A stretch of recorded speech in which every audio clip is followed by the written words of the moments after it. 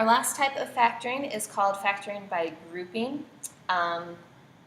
It works when you have more than 3. If you have more than a trinomial, grouping might work. Most of the time we'll do it with 4 terms. You could do it with 6 terms. Technically, I guess you could do it with 8. But it's not a method that always works. Not all polynomials can be factored like this.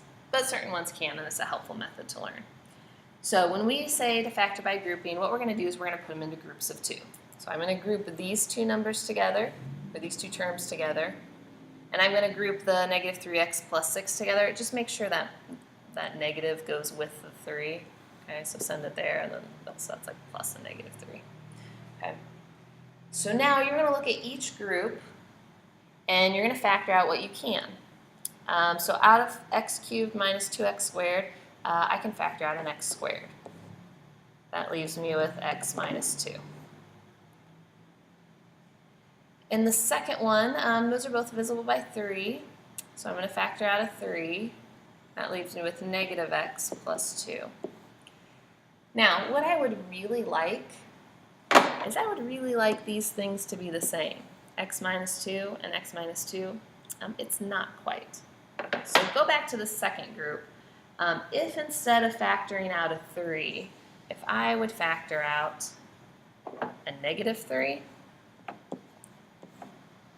that would leave me with positive x minus 2. Because remember, this is like dividing both of these by negative 3. Okay. So the goal of grouping is when you get to this step that you have the exact same thing here and here. Now we can look at these 2 terms and say, well, what do they have in common? Well, they both have an x minus 2. So we're going to factor out an x minus 2.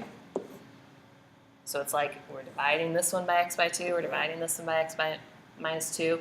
When we pull those out, we are left with x squared minus 3.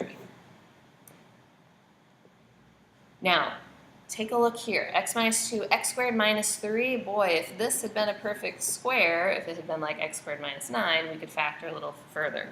It's not, so we're stuck here. But some of the ones on your homework, you may be able to go a step further or more. Okay, let's take a look at the second one. We're going to start by grouping these. Group, make sure that negative goes with the 5 and make that plus a negative 5x. So out of the first one, I can factor out an x squared, which leaves me with x plus 1. And out of the second one, I'm going to go ahead and factor out a negative 5. That leaves me with x plus 1. Notice I have the exact same thing here and here, so I can factor that out. I'm going to pick up that x plus 1 and pull it out. And when I do that, that leaves me with x squared minus 5.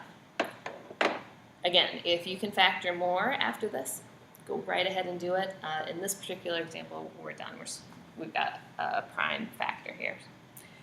If you need to see these videos taught by someone else, here's a QR code and a shortened link that will get you to the textbook website, and it'll walk you through the same problems. They might explain it differently, so if you want to hear someone else explain it, by all means do that. And if you have further questions on these, please come to the help session.